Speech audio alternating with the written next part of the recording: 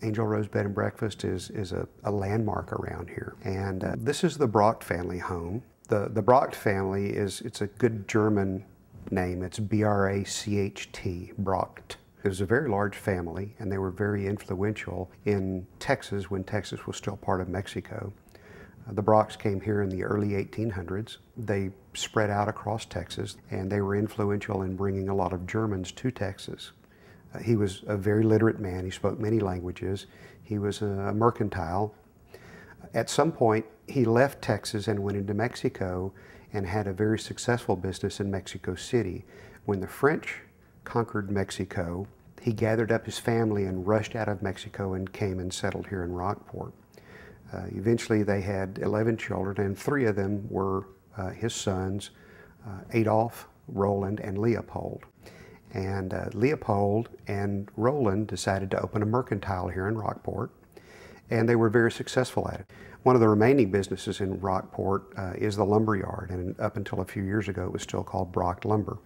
So being fairly prosperous back in the late 1800s, Leopold married a young lady named Clara, and they bought a home that had been built about a mile south of here in a subdivision that was then called Oklahoma subdivision.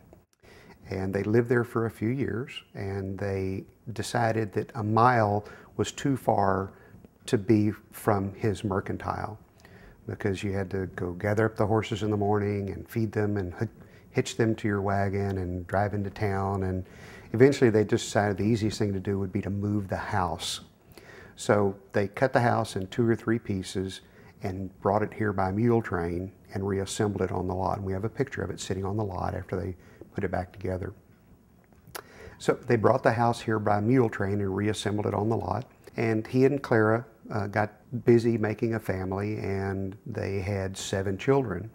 And the tiny little house that they moved here from Oklahoma subdivision wasn't near large enough. So by 1900, the home had been extensively modified. It was a French Regency with a mansard roof, and they changed it to a Victorian, and they enlarged it to about 3,500 square feet from, probably half that. Fred was the oldest son, and he was a baseball player here. The 6 daughters that they had, several of them became school teachers. Most of the school teachers back then were spinsters. They were not allowed to marry. They didn't want to be paying for your husband's room and board, because I always paid for the teacher's room and board. So they thought it was inappropriate also. So we have pictures of one of the middle daughters standing in front of this mantelpiece, and this is a good representation of a German mantelpiece. It was probably imported. It's a zebra maple, and it is an original piece. We have a picture of one of the middle daughters, Lola, standing in front of this mantelpiece on her graduation day. Lola eventually married here in town, and we had her son over here a few months ago, and he brought some pictures and told some stories, and there are some original pieces in the house. The Brochts themselves stayed here for quite some time, but in 1919 there was a very bad hurricane, an unnamed hurricane that came through here and wiped out most of Corpus Christi and Rockport. Clara had decided they were going to stay. Their house was very substantial, and it was very tall. And so she put a lamp in one of the upper windows, and people gravitated here over the night of the storm. And the story goes that there were between 200 and 250 people in this house that night, and they were pulling them in from the 2nd floor balcony. That relates to about an 18 to a 20-foot storm surge. The house did survive. It would damage the house, but they fixed the house back up and continued to live here for a while. Eventually the home was sold to Judge Roy Hinton and his wife, and Judge Roy was kind of a colorful character. It wasn't always a judge, but he eventually became a deputy sheriff and then ran for a justice of the peace.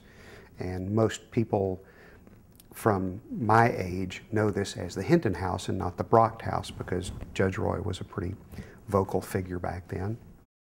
They raised their kids here. When they were done with it, the house was in pretty bad shape. And in 1979, the Fishers bought the house, and Clewis and Marilyn Fisher moved here from Corpus Christi and had to start a ground-up restoration. And we found the house in 2008 when we came to stay here at the bed and breakfast. Marilyn Cluess did a very good job of restoring the home. They opened it as a bed and breakfast after their children grew up and moved away. 5 years after they opened it, Cluess passed away, and Marilyn ran it until we bought it from her. The house is a good example of a Queen Anne Victorian. It has the cupola, the standard architectural piece that they look for in a Victorian. They also look for roof profiles, and this house fits that to the T. Big wraparound porches, steep angled roofs. House is now about 4,000 square feet. We have 3 rooms. The big master downstairs has a fireplace and a king-size bed. 2 rooms upstairs. We live in the 3rd room upstairs. And we see people from all over the world here. We have guests from South Africa, from Great Britain, from France. Not too long ago, we had a French couple who came at Thanksgiving and asked if we would prepare them a traditional American Thanksgiving dinner. And we generally don't serve lunch, and especially on Thanksgiving. But they asked, and we provided them with, you know, the traditional American turkey and the cornbread stuffing and the green bean casseroles, and they were great fun. And they came back a few months ago, about a year later, and stayed with us again and brought a different French couple with him that time. So we have a lot of repeat customers. Most of the big events in Rockport that are put on by the Chamber of Commerce, we're booked in advance, usually a year in advance. Folks will come and stay with us for the Hummingbird Festival or for the Oyster Fest or for Sea Fair. When they leave, they'll make a reservation for the next year. We have a lot of loyal customers. We came here to stay at a bed and breakfast, and we decided to buy. We were looking for some income producing property, and we didn't like what we saw here. And so we decided that we could live here in this beautiful old place, and I love to cook. So it's been a really good match for us, and we really enjoy the people that come through here. Not everybody wants to stay at a bed and breakfast, but those that do like the experience here a lot, and they tell us that. A lot of people think that we're something because we bought the place, but we're not. We're just regular folks that enjoy cooking a good breakfast. We do host parties here, and we've had house concerts here and receptions here. Probably the most fun are the weddings. We've had a lot of honeymooners come and stay here. Rockport is kind of a honeymoon, kind of a wedding destination.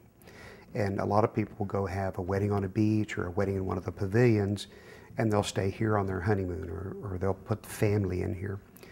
Next weekend, some of our good friends here in Rockport, one couple is getting married, and all their friends are staying here at the bed and breakfast. They're having the wedding at one of the convention centers, but they're staying here. So the Brocht House is located very close to the old Brocht Mercantile. The old Brocht Mercantile is on Austin Street, and it was one of the buildings that it was almost submerged during the hurricane.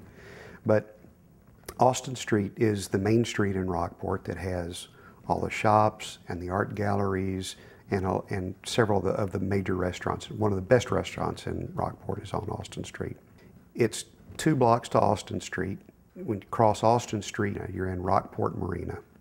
And inside Rockport Marina is the Women's Club, the Chamber of Commerce, the Texas Maritime Museum, the Center for the Arts, the Aquarium, the Bay Education Center with Science on the Sphere exhibit, and also the Beach Park and the Fairgrounds.